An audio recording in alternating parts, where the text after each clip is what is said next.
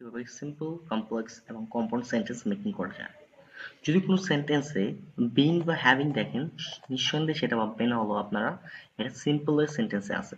এখন সিম্পল থেকে যদি সেটাকে কমপ্লেক্স করতে যান, সেখানে আমাদের আনতে হবে অ্যাজ বা সিন্স।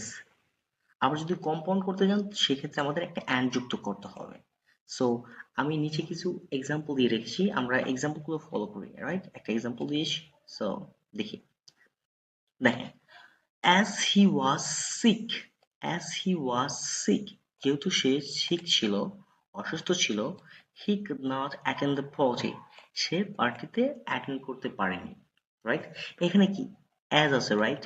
এই as এর রুলটা কি ছিল জানো? as as যদি as থাকে কোনো সেন্টেন্সে, সেটা নিঃসন্দেহে কি কমপ্লেক্স সেন্টেন্স, রাইট? এটা আমাদের নিশ্চয় ভাবে নিতে হবে এটা কমপ্লেক্স সেন্টেন্স।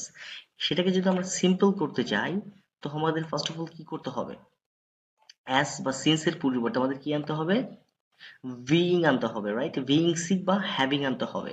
এখন আমরা কোথায় বিইং আনবো এবং কোথায় হ্যাভিং আনবো, সেক্ষেত্রেও আমাদের একটু ভাবতে হবে। যদি দেখেন সেখানে am is আর was were ভার্ব আছে, সেক্ষেত্রে কি করতে হবে? বিইং আনতে হবে। দেখেন, am is আর was were ভার্ব যদি থাকে, তাহলে হেল্পিং ভার্ব, সেক্ষেত্রে আমাদের কি করতে হবে? বিইং আনতে হবে। এখানে আমাদের কি আছে?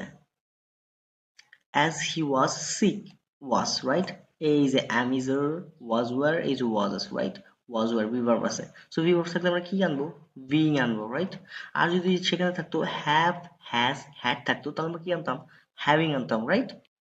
ওকে, দেখুন নিচে ফলো করি। as এর পরিবর্তে আমরা আনলাম কি? being sick, he could not attend the party, he could not attend the party, same, right? আবার যদি সেটাকে আমরা কম্পাউন্ড করতে যাই, সেক্ষেত্রে কি করতে হবে? সাবজেক্ট আনতে হবে he was sick, he was sick, অ্যাসটা বাদ দিব, he was sick, and একটা and যুক্ত করে দেব।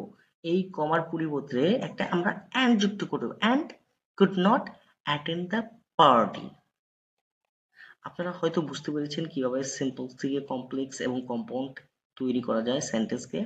সো আপনারা আমার ভিডিওগুলো কন্টিনিউ ফলো করবেন, এটাই আমার প্রত্যাশা থাকবে আপনাদের কাছে।